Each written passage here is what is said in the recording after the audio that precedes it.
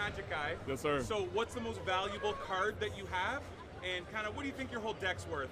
The most valuable card I have is a number 81 out of 100 serialized One Ring card from the Lord of the Rings set. I think I bought it for like around 20,000, but I think it's worth around like 65,000 now. Yeah. More like that or no? Yeah, I have a few cards that are like that. Yeah. I have a Zulu Dog deck that's like all colorless, and I think that's my most expensive deck. And there's a lot of serialized cards in there. So.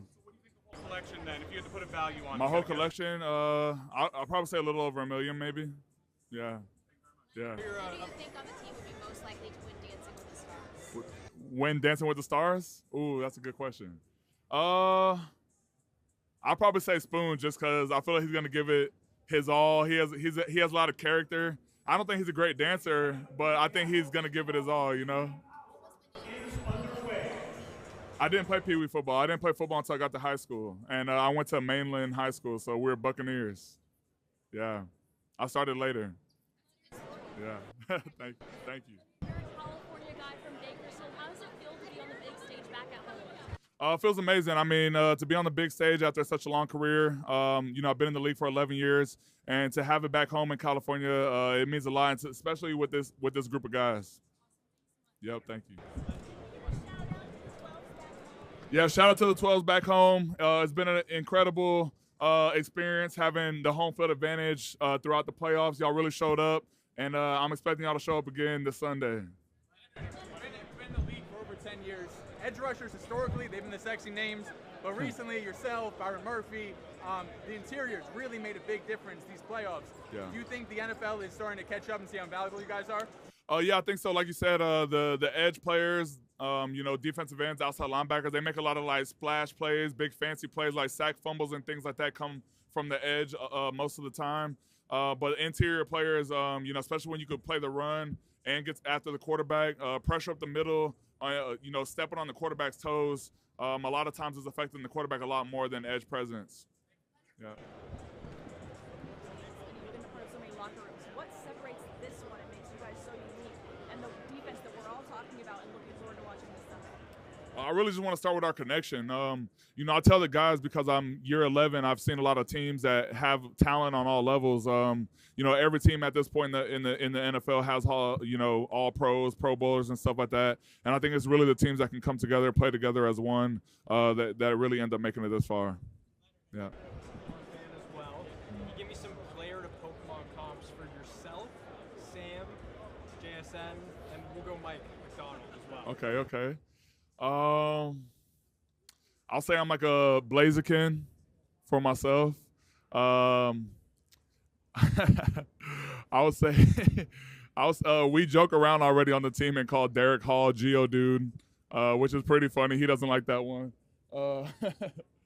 And then you said Mike? Sam? Oh, Sam. I'll say he's like Mewtwo. Yeah, he's smart, good leader. And then I'll say Coach Mike is Meow.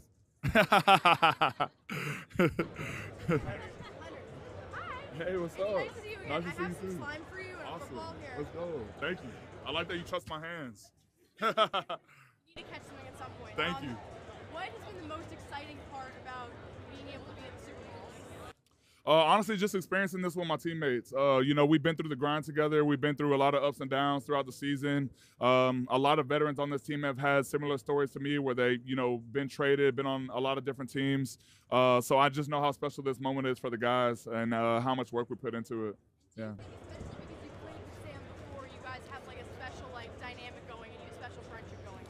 Yeah, I think so. I've known him for a long time. I've seen him grow as a human and as a player. I was around him when he was a freshman at USC and as a rookie on the Jets. And, for me to be one of the leaders on the defense and him being the leader of the offense is just a crazy, full circle moment, And where are you going to slime with the slime package? I'm probably going to get Sam now that yeah. He's probably going to get mad at getting in his pretty hair and stuff, but I got to get him.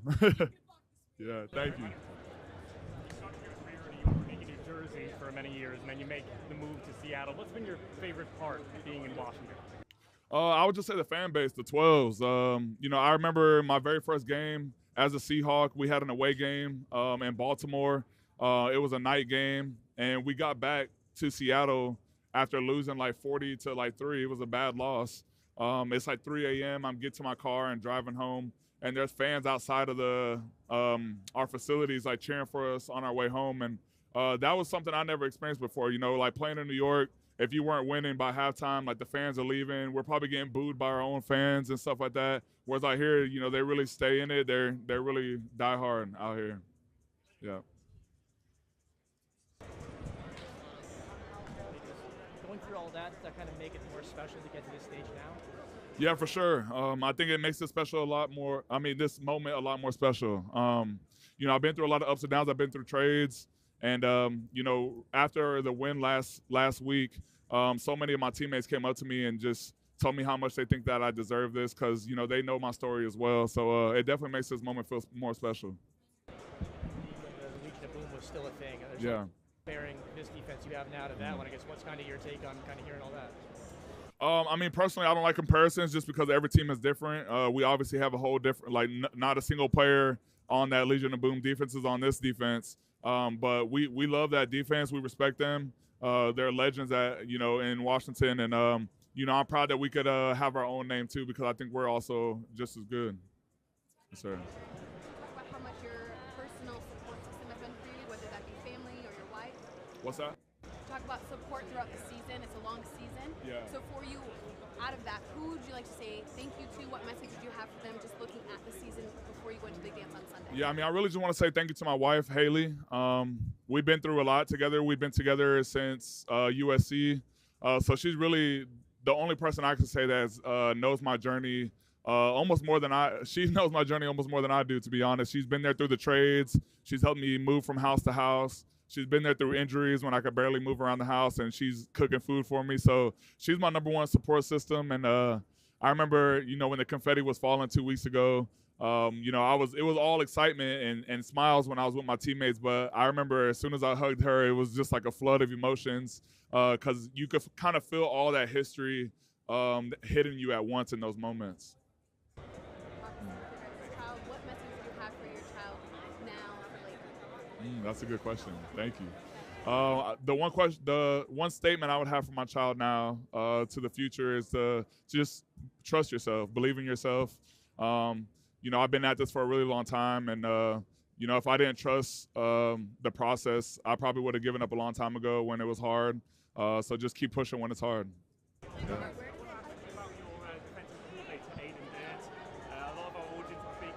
Interested in being from the UK. How important has he been to you these last few years being with the Seahawks? I've said this before. He's one of my favorite coaches I've been around, and it's because of how he coaches me and teaches me as a man, not just as a player. And you know, I've talked a lot about how me growing as a man off the field has helped me be the player that I am on the field. And I think that's something that Aiden does a really good job of, is caring about the man, caring about the person. And, you know, he's very passionate and excited about what he does as a coach. Fans in the UK, we're watching this game at 2 a.m., 3 in the morning. What's the message to the UK Seahawks fans staying up on Sunday night to watch this game? I just want to say I appreciate all the fans out there, all the 12 supporting us in the UK. I know it's hard times, but we appreciate your staying up the long nights and all that stuff. We appreciate all the support. Thank you. What's that? Where did the nickname The Dark Side come from? We were talking about it. Me, DeMarcus Lawrence, Jay Reed, Ernest Jones, some of the leaders on the defense. We just kept hearing comparisons to the Legion of Boom, and you know, we kind of thought that it was time for us to have our own name, pretty much. And we had a few names thrown at the wall, and I think the Dark Side stuck because one of Coach Mike's messaging is, you know, a play style and a place that nobody wants to play. And in Seattle, it gets dark during the winter times, and you know, we shut some teams out this year with, you know, no points on the board. So we have a very like suffocating defense, I would say, and I think that's why we came up with the Dark Side. So you're from USC to now be here at this big game. Just what does it mean for you, and you know, what does it mean just for the USC legacy to have so many great players playing in such a big game? I mean, it means a lot. You know, a lot of the guys on this team I played with at USC, Uchenna, Peely, Sam Darnold. So it's part of our legacy. We played together at USC, which was one of our a huge prominent school, and to be able to bring a ring back, and it's big for our school as well. Women's U.S. national flag football team, and I have two quick questions for you. So your first one is, if you were to choose any female athlete to throw you a touchdown, who would it be? Serena Williams. Second one, you guys obviously checked off this as a bucket list item, making it to the Super Bowl. Congratulations. Thank you. Is another bucket list item potentially playing for Team USA or for any other team at the LA 2028 Olympics? That would be really cool. I played rugby actually before I played football. And, I obviously had more opportunities in football to get scholarships and things of that nature. So I ended up quitting rugby and focusing on football. But it was a dream of mine at one point to be an Olympian because of rugby. So if that would be really cool to be able to accomplish both at some point. Yeah, thank you. What NFL player that you would think of for Team USA flag football? Who would I pick? Jackson. Yeah, he's an athlete. He got great hands. He's smooth. I think he would be a great candidate.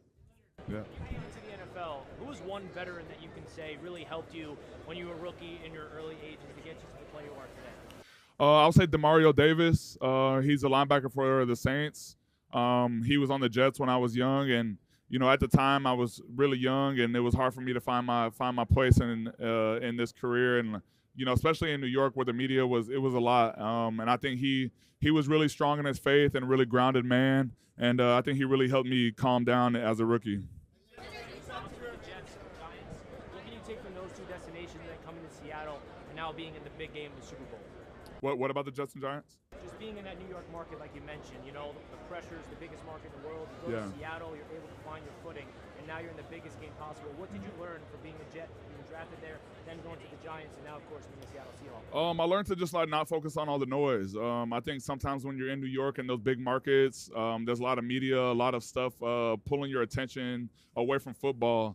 And when I was young, I was given into it. I was like, part of I wanted to be a part of the lifestyle and all those things. Where when I got to Seattle, it feels like a college town almost. There's not much going on outside of football. The guys aren't really going out or clubbing and things of that nature. Everyone's it makes us pretty close, and it makes the team, the fan base a lot stronger. It feels like a college town. The Giants fans still rooting for you to this day because of the type of person you are. I appreciate that. Yes, sir. Thank you. Back to your childhood, what's your first memory of the Super Bowl? My first memory of the Super Bowl was watching it with my dad. My favorite Super Bowl, and the one that comes back to me every time I think about the Super Bowl, is the Cardinals versus the Pittsburgh. And, I remember James Harrison returning that really long interception, and Troy Polamalu was one of my favorite players. So that was my favorite Super Bowl of all time. Can you tell me how your faith puts this game into perspective? Sorry, what's that? Talk about your faith boldly. How does your faith put this game into perspective? It's huge. That's a part of our tradition before games. After I take it all in and break with my team and stuff like that, I make sure I find my wife on the sideline and she prays for me, and I get to just embrace her and our future baby. And I think a big thing that we do is we pray for safety and things like that. We never pray for wins or losses, and we understand that all that type of stuff is fleeting. And, the faith is something that's going to be our foundation. In addition to faith, community is important to you as well. Can Yes. you tell me how you serve others and what that means to you? Yeah, the community is a huge thing for me and my wife. She grew up giving back a lot with her family. And then, we've been able to have the opportunity even this year to give back in ways that really relate to me, because I grew up homeless at times and didn't have places to stay. And, so it's surreal for me to be in moments like this now, because I was a homeless kid at points. And, I think it's a huge message for me to go to shelters and things like that and let people know that I was once in their position, and they're kind of you could tell it means a lot to them. Yeah. Can you talk to me about what your Japanese heritage means to you? And I know you recently visited Japan as well. Talk to me about it. I wish I could say it means a lot. It does though. But you know, I don't really know too many of my family's history. I did do my 23andMe thing, and I found out that it was accurate. But yeah, I do have a small percentage of Japanese on my dad's side, and then my mom's side of the family's from Spain. So I'm kind of like all over the place, and it does mean a lot for me to represent anyone of my heritage. My favorite part is just they just feel like they're ahead in ways of you know, like the streets are clean, the transportation's amazing. They just have fine detail in everything they do. Yeah. What would your message be to just Asian American athletes out there? You know, often not a lot of representation. What would your message be to them? My messaging would just be to keep going, believe in yourself, don't give up, and don't believe in the doubters. Special Olympics series. Got a question for you. What's Okay. up, Leonard? How you doing? I'm good. How you doing? First Super Bowl I'm covering with Special Olympics and fan side. Nice. I would love to ask you, what was the easiest part about your transition playing with the Jets versus the Seahawks? The transition from the Jets to the Giants, and then Giants to the Seahawks. Okay, so it was easy coming from the Jets to the Giants because we shared a stadium. So when I got traded from the Jets to the Giants, I didn't have to move. You know, that same season, I was able to stay in my house.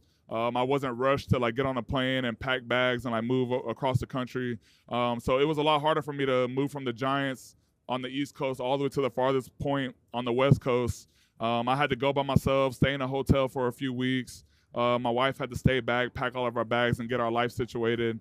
So I would say it was a lot harder on her than it was for me. It was easier for me to just pick up and go. Yes, sir. Thank you. Thank you. Good to see you. Is this what you dreamed about when you were skateboarding around this campus? Oh man, to be honest, I wouldn't necessarily say I was a huge dreamer in a way where like I'm like, oh, I need to play in the Super Bowl one day, I need to get drafted one day, and things like that. I was always kind of like an in the moment type of person.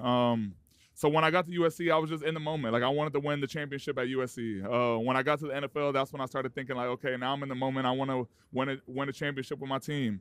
And I'm kind of always loyal by a fault in that way where like, regardless of our team's position, I'm like always thinking that, you know, next year we can do it. Next year we'll get it done. And I'm glad that mindset, that persistence has finally caught up to me. And in year 11, I'm finally able to go with this team.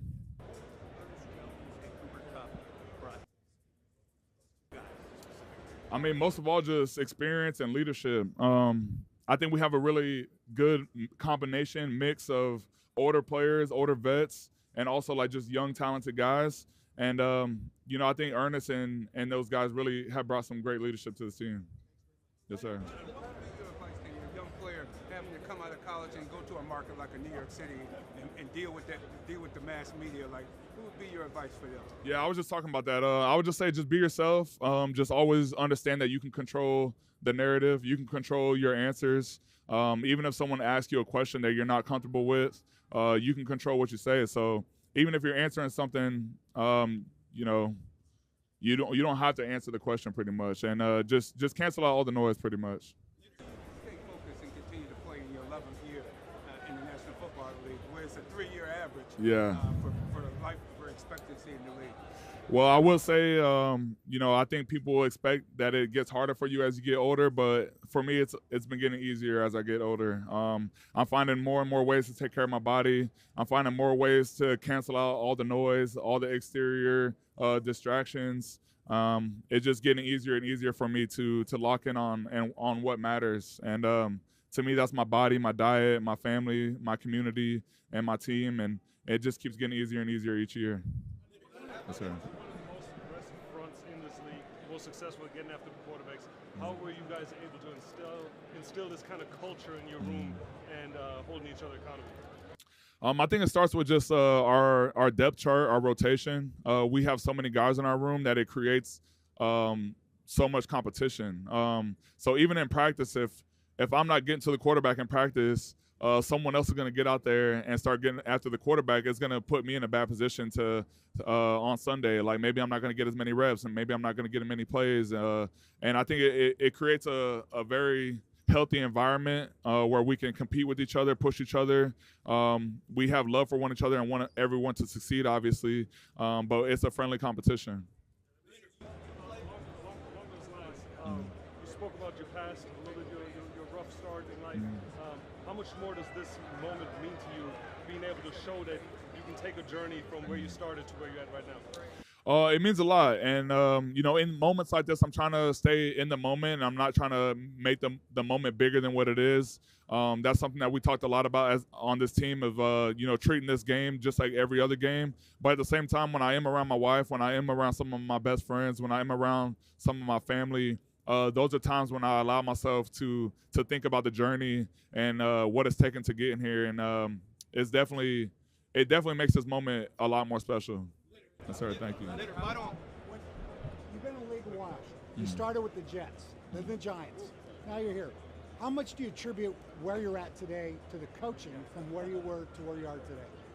I mean, it all adds up. I think every part of a person's life gets them to where they're at in these moments, the good and the bad. So I feel like even the bad moments, I appreciated them for making me stronger. I appreciated them for making me more resilient. And, you know, every moment in our life has just taught us how to grow. Let's say the ones you played for. I mean, I've had a lot of great coaches on all coaching staffs, you know, coaches that really care.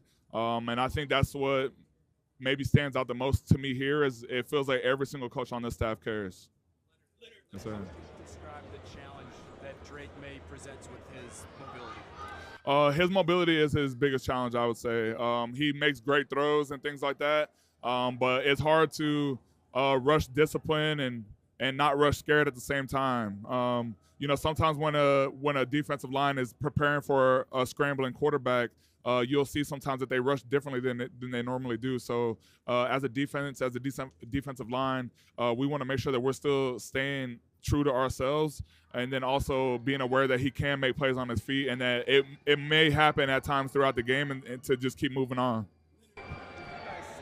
What's the key to keeping him in the pocket? Just understanding where he wants to step up, understanding where he wants to escape the pocket. Every quarterback is different. Some quarterbacks like to roll out of the, you know, towards the sideline. Some quarterbacks like to step up into the A's and B gaps and get more down vertical. That's kind of how Drake is. He likes to get more vertical, and that's something that we're going to have to stop. Yes, sir. Yes, sir. Fight on. How did USC prepare? You played in a ton of big games. How did your time at USC prepare you for this moment? I mean, USC was just like New York. It was a big media, a big city. So I think playing in a media like that, playing in a big city like that, definitely prepared me for going to a place like New York. So when I got to New York, it didn't feel overwhelming. It didn't feel too big. I feel like I've been in a moment like that before. Coach Hayden, how he cares for you as a man, even more so than a player. Yeah. Why is that important? How does that impact you? To me, that's important. I'm sure to a lot of players that's important because we're human and we all value connection and we all value community. So when you have a coach that you can connect with, that you feel has your best interests at heart, just like everyone I'm sure can relate to teachers that they have had growing up that you could tell they just really loved seeing you grow as a person. It's the same thing having a coach like that. And I think players respond well and are more coachable when you could trust the coach. Sorry. Another USC question. So when you were at USC, you played against Arizona State in 2013, and you gave up the most, or the USC gave up the most amount of points you did in your time as a college player when you guys lost 62-41. What did you make about playing in Tempe that game, and what do you remember about that? You know that game in any way?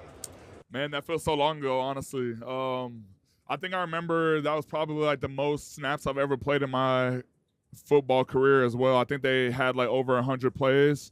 So maybe that was probably contributed to it. They probably wore us down and got us tired out. Yes, sir. Dexter Lawrence? It's meant a lot to me. You know, when I first got to the Giants, it was my first time being traded. And I remember before I even got into the building, he reached out to me on social media and he was like saying, "Welcome to the family." He sent me his number. So right away, I just instantly knew I could trust him. he's a humble guy for someone who's a first rounder and a talent player that he is. And I think we have a really strong brotherhood. I'm not sure if he's going to be here this week. No, not that I know of. What advice do you give to him? I mean, your career took a little while to take off, at least in terms of team success. Yeah, I mean, I think he already does a great job of doing this, but just keep trusting the process, keep trusting yourself, and everything will work out. Just keep being a leader, keep being yourself. I think Dex does a great job of that. I mean, he's a great leader over there in that locker room. Everybody respects him on that team. And, you know I miss playing with them. I know you guys came to Brazil. I'm from Brazil a while ago. How was the trip to Brazil? How do you feel about being in Brazil, the country? It was amazing. I went for my bachelor trip. The guy, Dexter Lawrence, that I just was asked about, he was with me on my trip. It was probably like 10 of us, and we were all D linemen. So we were like all 6'6", walking around Brazil. Everyone was kind of looking at us like they could tell we were not from there. But it was amazing. We went to a soccer game. We got to meet some of the soccer players after the game. Yes, sir, the Flamingo, yeah. And it was really fun to experience the culture out there. Next year, the Seahawks play there. How do you feel about the stadium? I know you know the stadium right now. Yeah, I mean, I would love to play there at some point, especially with the Seahawks. And every time there's an international game in the NFL, I support it. Just keep spreading the knowledge of football across the world, and I think Brazil would be a great place for me. Yes, sir. Nutrition in your body.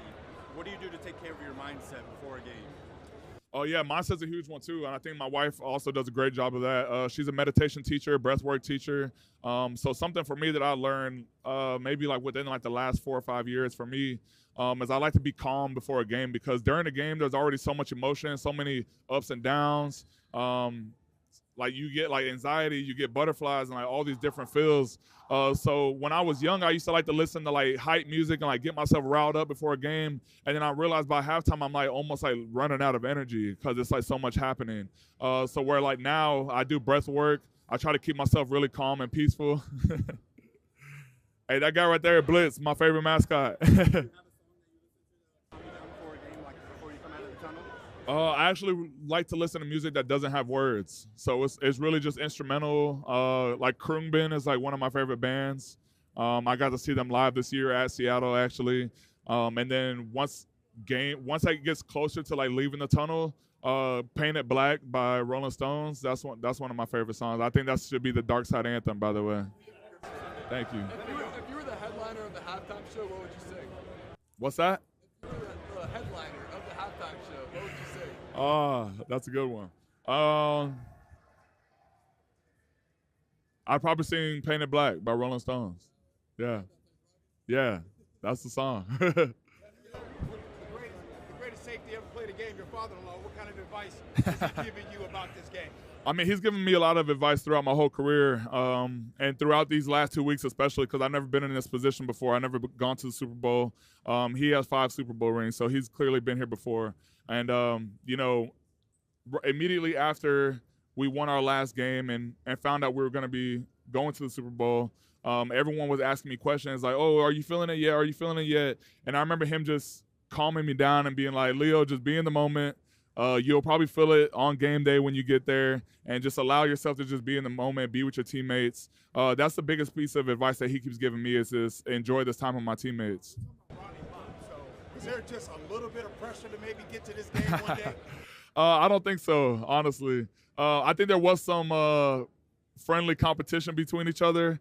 I remember I made a bet with him at one point that I would play longer than him. I'm getting close, but he played for a long time, I think 16 years. So I'm on year 11 right now. So I'm getting close, and every day I'm getting closer and knocking on that door, and I tease him about it. But yeah, he's just been a great role model for me, a great family member, and a good father for me. No, he wasn't upset, not at all. I feel like he's been a great support for me all year.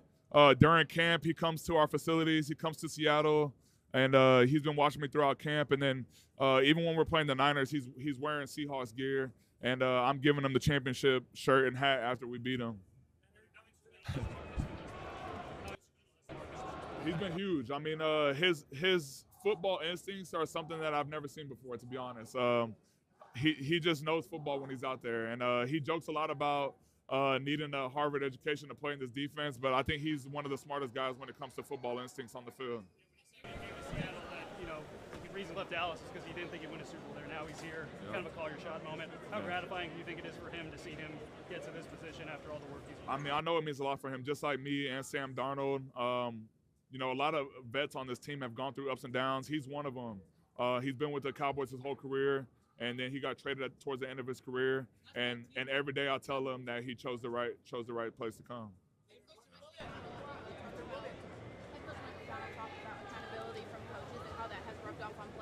How has it affected the locker room culture? Accountability. Yeah, I mean, accountability is huge. You know, especially when you could be self-governed as a, you know, player-led type of teams. Like every staff, every team talks about how a player-led team is the best teams, and I think we really adopted that on this team. On our defense, you'll see like guys flying around, and if someone doesn't hold themselves to that standard, like it gets corrected between ourselves quickly. Like coaches sometimes don't even have to interfere because they see the players already taking care of it. What's that? Are you ham for Sam? Am I ham for Sam? Yeah. Everybody say yay for me, but I'm saying ham for Sam. Okay. So I made this for Mr. Sam. Okay, nice. And I'm trying to all the players to wear it. So far, everybody wear it. I can't wear it because I have hair. Try it. Can you just put on? Oh.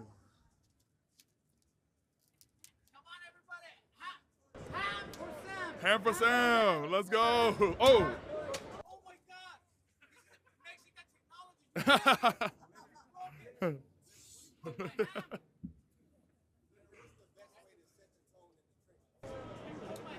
Set the tone with physicality. I mean, I think from the beginning of time, I think football games are won up front on both sides of the ball, offensive line, defensive line, and the quicker. Whichever side asserts dominance physically first is a lot of times going to wear the other side out. Did you imagine that you would make it to this point today? I mean, my Super Bowl dream was to just be dancing, doing the snow angels and the confetti, holding my wife, holding the trophy, and here it comes, man, and I'm excited. What's your game day routine like? And if there's a song that gets you in the right space, what is it? My game day routine is just to meditate, be calm before the storm. I like to be as peaceful as possible before the game. I can't get too hype and too much energy leading up to the game because there's already enough of that during the game. And then Painted Black from Rolling Stones is my hype song when it's time. How did I get into Magic? My little brother, Andrew Williams, he's seen me collecting Pokemon cards. I've been collecting Pokemon cards since I was a kid because I was born in the 90s, and it was a big thing. And then around COVID time, I remember seeing the prices like just skyrocket up. And then I went back to my mom's house, found my old collection, started collecting again. And my little brother was like, hey, like maybe you should try out Magic at this game that he plays. And I thought it was nerdy, honestly, which is funny because I'm already collecting Pokemon cards, which is kind of nerdy. And then as soon as he introduced it to me, I loved it. I just love strategy. The most rare Pokemon card, I have a first edition Charizard, but it's non-graded. How would I describe my game? With one Pokemon. Oh, with the Pokemon. I would say Blaziken. Fiery, passionate, and he kicks ass. We've heard Sam Darnold loves bird watching. If you were any bird, what would you be? If Sam was any bird, I would give him a Seahawk. No, I'll give him a Falcon. Cause I think he's decisive. He makes quick decisions, and he's a leader. Sir. A lot of locker rooms now, slippers and slides have become very prevalent. Is that true in Seattle? What's that? The importance of taking care of your feet, slippers and slides. It seems like it's come a big thing in the NFL. Is that true in Seattle? What's that been like? Yeah, it's huge. I think last year I was dealing with some plantar fasciitis actually in my foot, and it was kind of holding me out of practice, especially towards the end of the year. Our equipment staff is one of the best in the world, I would say. As soon as they see stuff like this going on, they go and individually ask guys, what works for them, what doesn't work. You get custom insoles, gel insoles. They go out and find the best technology, the newest technology all the time for for cleats and casual wear. And you know, shout out to EK and our equipment staff. Yeah.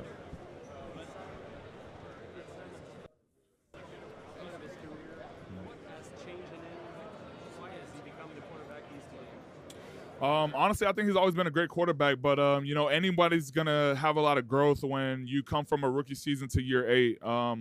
I think he's been through a lot of ups and downs. I think that's been a huge part of his growth as well. He's learned to cancel out all the noise, cancel out all the doubters, and then move on. And I think that's what it takes to be great at anything. You have to learn how to overcome failure, and I think he's done a great job of that. Of the defensive line, you guys are playing 4 down, you're playing light all the time. What does it take from a mentality perspective, knowing like, I mean, you're going to end up in the stat sheet a lot, but sometimes it's not always going to be you. You're just clearing out space for the linebackers to kind of have those run throughs. Yeah, I mean, we take pride in that. We take pride in being able to stop the run with too high safety. We take pride in being able to get after the quarterback without blitzing. And with the type of guys that we have in our room, this is something that we've wanted from the beginning. We always talk about being the tip of the spear. We talk about our defense being the tip of the spear of the team, meaning like, you know, when the going gets tough, we want our defense on the field. And then we feel the same way with our defensive line within our defense. So it's like, okay, when it's 2 minutes, who's going to get to the quarterback? Who's going to get that strip fumble? Who's going to stop that run play? And our defensive line has the right guys for it. What's your biggest financial flex? I asked Chris Jones. He says he's got financial flex. Chris Jones says he has the $1.5 million Tiffany Patek. Other guys are more savvy and say they go to Costco and save money. So it could be either extreme, but what's your biggest financial flex? My biggest financial flex would probably be my card collection, honestly. I have one card that's non-graded. It's a serialized one ring from Lord of the Rings, Magic the Gathering set. I bought it for around $20,000, but I think it's like around $60,000, $70,000 now. So it's cool to see that the cards appreciate and that they hold value. It's like an investment. That's at least what I tell my wife. It's auctioning right now for over $5 million. I wouldn't personally buy it. I think you can get that same card graded for the same for a lot cheaper. I guess if it's Jake Paul's, it makes it more expensive. I'm not sure. Oh, it's Logan Paul's. You wouldn't pay. My bad. You wouldn't pay a premium just because it's Logan Paul's. I wouldn't personally. I'm not a huge. I mean, I'm sure he has fans, but I'm not a big fan. I was a diehard fan of the Steelers. Honestly, I think I was just a fan of their defense. I was a fan of Trip Polamalu and all of those guys. He went to USC. Fight on.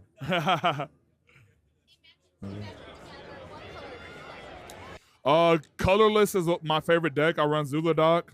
And then also lately I've been running a lot of like blue-red. So it's like spell slinging, combo-y. You kind of like burn the whole table at once. Yeah. In the blue-red? I started off with Garrison Starn. I broke it down and went to VV. And then I got bored of CEDH because you see all the same combos all the time. And now I'm building Azula from the Avatar set. So I'm adding some black, but it's still burn style. Yeah. How would you describe your secondary, the group that plays behind you? It's not the Legion of Boom, it's their own identity, but pretty damn good group. I mean, one of the best secondaries I played with. Not only are they smart and they're just in the right place at the right time all the time in coverage, I just like the way they tackle.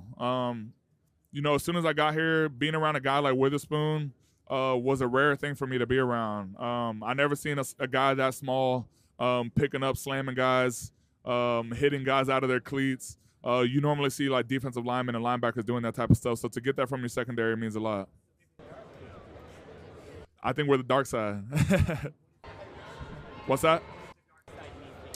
The dark side means a lot. It just means all the work we put in, the accountability, the standard we hold ourselves to when it comes to just effort and play style.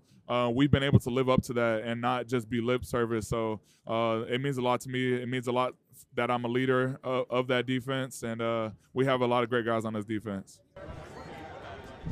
What's that? Favorite Bad Bunny song? DTMT. Yes, sir. I don't think I can name another one. Another question for you. This is Chris Kale from the band Five Fingered Death. Okay, how you doing, man? And we wanted to know, have you ever been in a mosh pit? I've never been in a concert mosh pit. I've been in some football mosh pits. Yeah. Yeah, it's usually in training camp when we have a joint camp. I don't know if you guys know about that at all, but like whenever you have a joint camp, it's like we're pretty much practicing at another person's facility, and it's always pretty hostile. So one wrong shove after the whistle, both teams are just swarming the field. I've never been in a mosh pit like that though.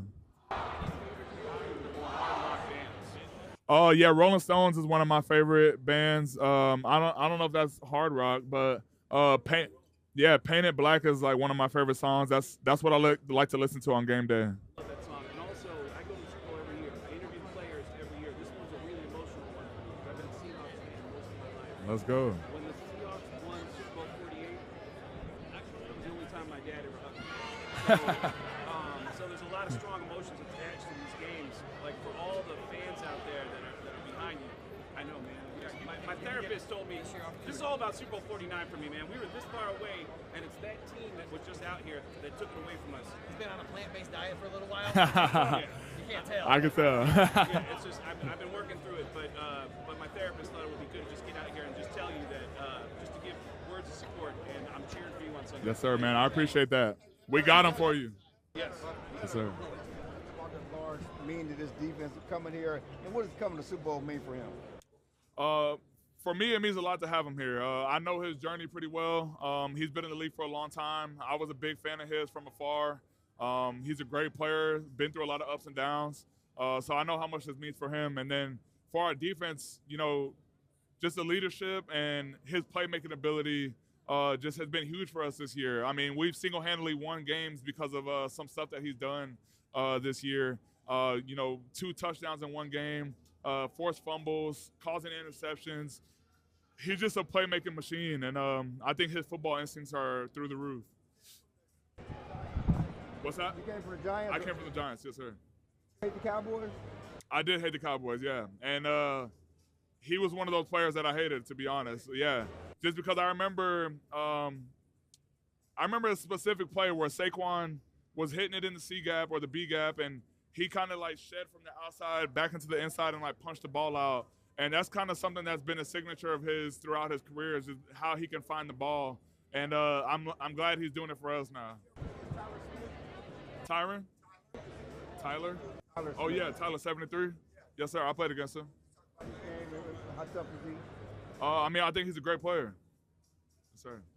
What do you think Coach Mack did from year 1 to year 2? He said the team's been more connected in year 2. What did he do, you know, in between? To me, as a leader, I think he showed vulnerability. I think one of the first meetings that we had when we got back for OTAs, he expressed that, you know, it was his first time being a head coach last year and how he had all these areas to improve on. And he was super open and brutally honest about where he felt like he lacked and where he felt like he needed to grow.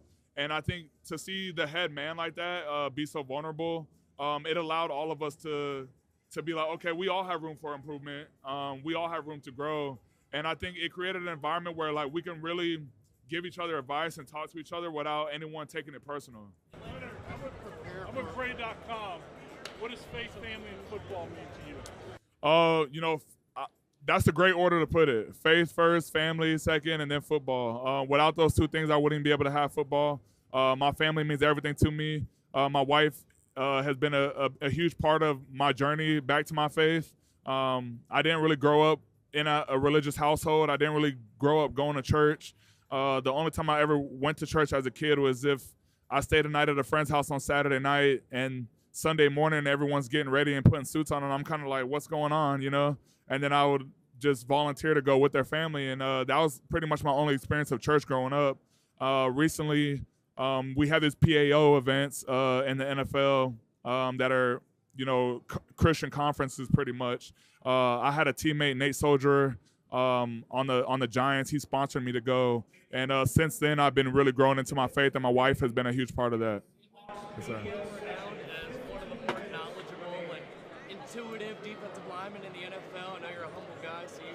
say that, but I want your insight. I know you're not going to give the game plan away here, but the Patriots have run a lot of 6-0 line, a lot of jumbo package here throughout the playoffs. What are some things that you're looking at when you see that film and some things that you might can attack? I mean, something I'm looking at, something I respect about their game is they're like old school football. They like to, they like to run the ball. They like to set up the run game. They like to play big. They want to win in the trenches. And that's old school football. That's winning football. And I think we have created that on our team as well. So this is definitely one of those games that's going to be won in the trenches.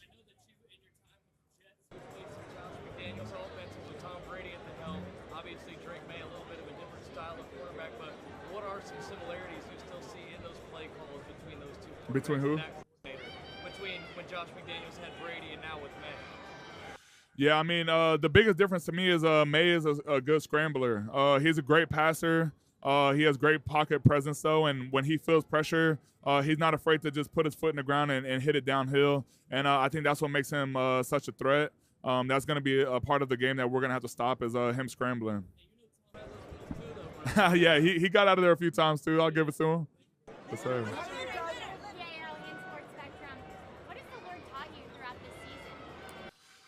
Just patience and trust. I would say that's the biggest ones. Trusting the process, trusting him, trusting my family and my surroundings.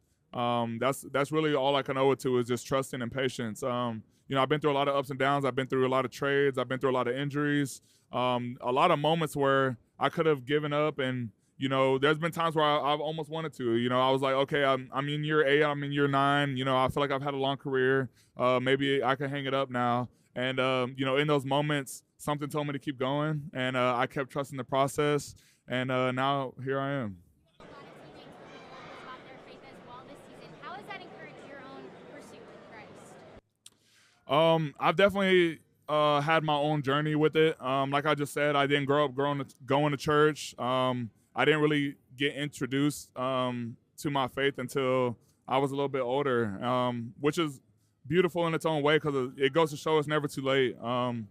You can, everyone has their own journey. I don't think it's ever a comparable thing. You should never try to compare yourself compared to, where someone else is at. Just take it on your own journey. Yeah, thank you. What? You said mental skill? What's one mental skill that separates champions from everyone else, knowing that football, especially championships, are mental just as much as they are physical? I mean, that's a great point. I think it's definitely mental just as much as it is physical. Something that I've learned about my team this year is just our mental grit.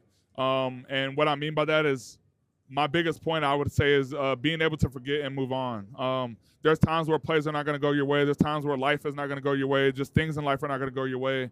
But the longer you hold on to those things that are not working out for you, the longer things are not going to work out for you. So the quicker you forget those bad things, those negative things, and just move on, I think the better it is. What's that? Tell me what the 12s mean to you, and compare them to the fans when you were in New York. I mean, this is the most incredible fan base I've ever played for. High school, college, NFL, you name it. This is the best fan base I've ever been a part of. There's so many examples that I could point out. They're outside of our facility after away games, after home games. The stadium is just insane. It's been insane throughout the playoffs, having home field advantage, and I'm definitely looking forward to hearing them this Sunday. What athlete you model your game after growing up? Richard Seymour, I would say. I got to meet him actually.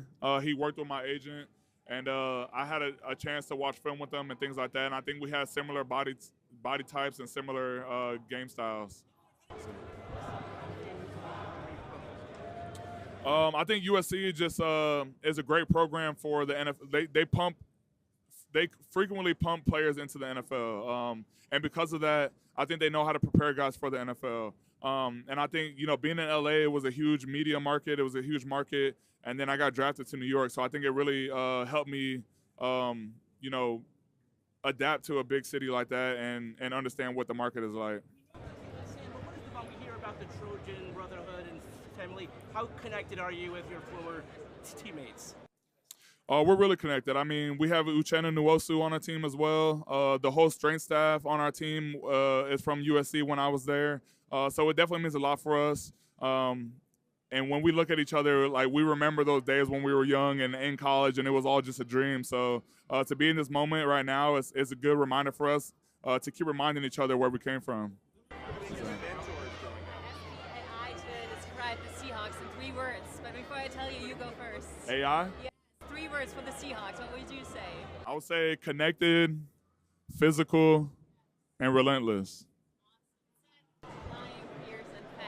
Flying, fierce, and fast. Pretty good. What's the last thing you tell each other before you go on the field? Best in the world.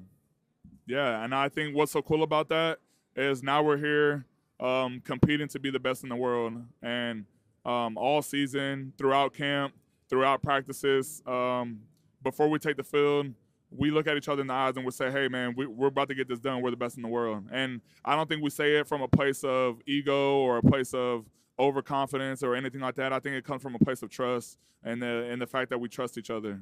Yeah, thank you. How would you describe Mike McDonald to someone who's never met him? I mean, the way I would describe him is we joke around and say that he's pretty much like an AI and that he's learning how to be human. It's just an inside joke, though. But I think he's just a really smart guy. He's just all about football. I mean, the way he treats us in the building is like his family. And I think he's just a really smart guy. That's the way I would start, yeah. Greninja. Greninja? Yes, sir. You want a chance to pull it? Yeah, let's go. I don't. What's the hits in here? So you're looking for Victini, Reshiram, and Zekrom Black White Rares. Am I keeping it? Yeah, that's all here. Is there like a little card trick or no? Code off. Okay. Element to the front. This so one? Yep. And then you're good. Turn it over. Yeah. So the last one will be the hit? Yeah. You want me to show it or? Okay, energy.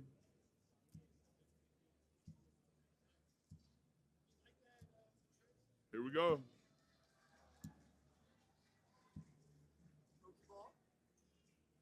Oh, you got something. That's a hit? Yeah, it's a hit. Let's go. You got a sleeve? No, you gotta keep that safe. Oh, that's good too. Double hit. There you go. Let's go. Last question. Good pack, bro. If you had to remove one of the OG starters, Ooh. Charizard, Bulbasaur, Squirtle, which one are you taking out? That's a tough one. That's a tough one. I might take out Charizard. Really? I think Charizard's hype. Charizard's too hype. Yeah. He said I won't be offended. Favorite athletes? My favorite athletes growing up, Mike Tyson was one of them. My dad was a huge boxing fan. We watched him and Lennox Lewis, a lot of boxers. And then Troy Polamalu, DeMarcus Ware, James Harrison. Those are some of my favorites. Kobe Bryant, too.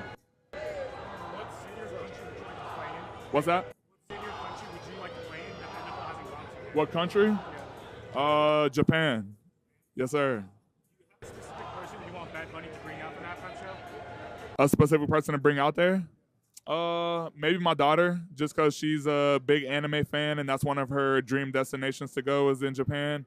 I told her how I went there 2 years ago and I got to watch like some of the sumo wrestling and it was a great experience.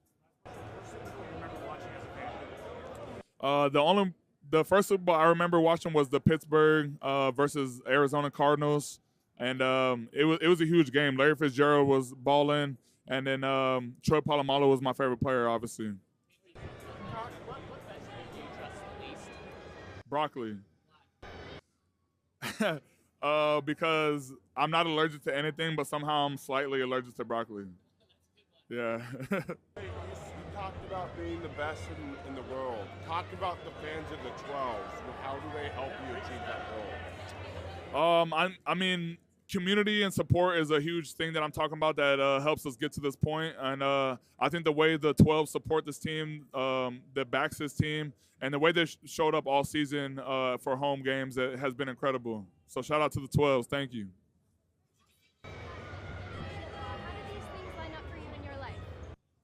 Exactly in the order you just said. Faith first, family second, and then football.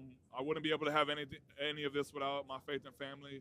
And I'm definitely still growing in my faith, but it's been a process for me, and I've been telling people to not compare their journey to anyone else's, and everyone has their own journey. And I'm really grateful for my family right now. What's that? That answered my prayer? Prayer, like a blessing, anything honestly, just being here in this moment. I've been on, losing teams most of my career. I've been traded. I've had ups and downs. I grew up homeless as a kid. So, honestly, even just being able to be drafted, be in this situation is already a blessing. And to now be here on the biggest stage is a dream come true. Thank you. Elise Robinson, the 2025 Seahawks Fan of the Year. Denise Robinson? Elise Robinson. Okay, shout out to Elise Robinson, Fan of the Year. We appreciate you. Go Hawks. Leonard, man, you got a great story. All the stuff you've been through to get here. Obviously, you've got to be pretty excited about being in this situation. And what is everything you went through up to this point? How can that affect you the way you play on the field? Honestly, it just makes me play with more passion, more heart, more want to. All the things that I've been through, growing up homeless, growing up, when my dad in and out of jail, he's still in prison now. It's just been all fuel. Not in a bad way, though. None of it has made me have any hatred or anything like that. It's just made me grow more resilient, more strong. And it makes moments like this feel even more special. And to have my wife and family members by my side who understand what I've been through, it makes it means a lot to have them by my side right now. On the defensive side, what do you guys really have to do to try and make sure you come out victorious, control the line of scrimmage? Yeah. What do you guys have to do?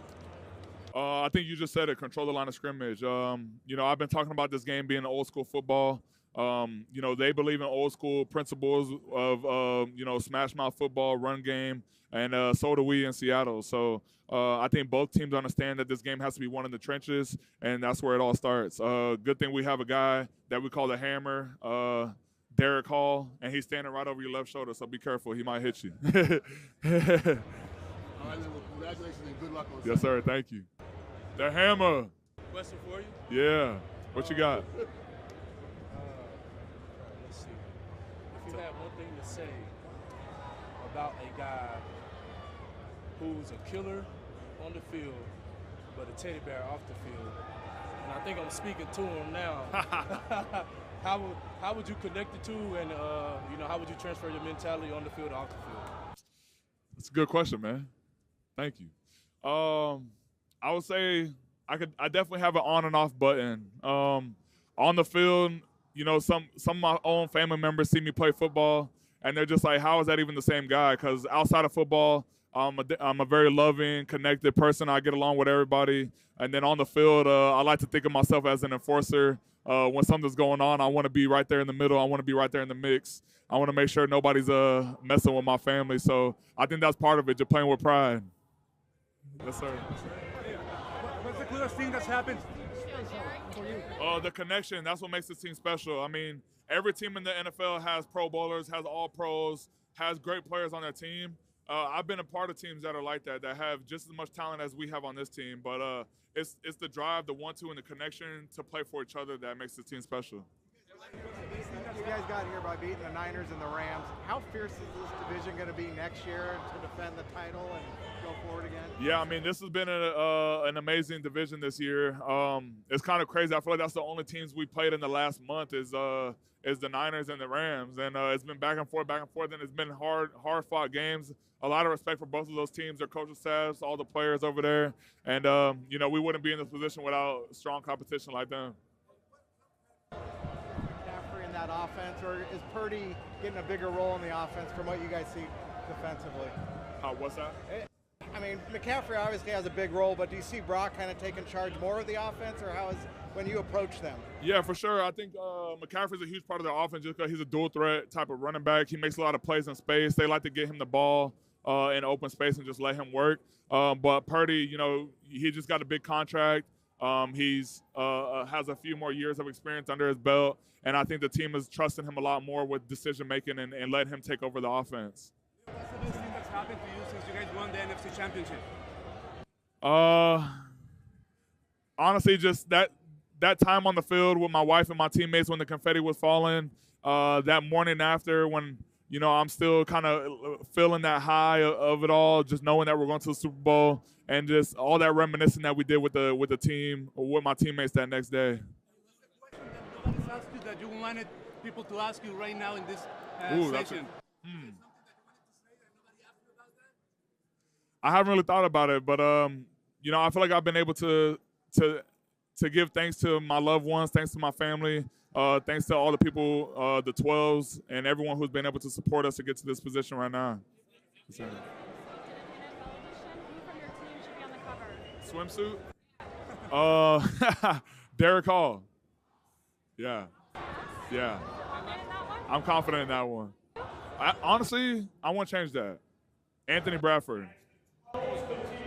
Hey, tell him I said that. Leonard, real quick, after the NFC Championship game, you talked about that high. Did you ever have a moment with Sam where you guys were like, man, we were on the Jets so many years ago? Like, what was that like, kind of reflecting with him to now be in this moment? I actually haven't been able to have that moment with Sam yet.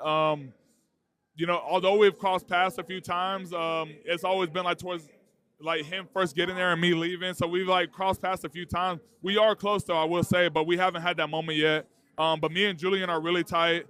We've been on the Giants for a long time together, and me and him have been having those moments a lot leading up to this moment. Yes, sir. Talk about how Greg gave you a tip. The center was sliding. You took the gap. You got yourself a sack. How impressive is that kind of communication from a rookie on the offense? And how important is that same communication going to be on Sunday? I think it's really impressive from a rookie to have the confidence to speak up and tell a vet that. And I think it just goes to show the testament of our team.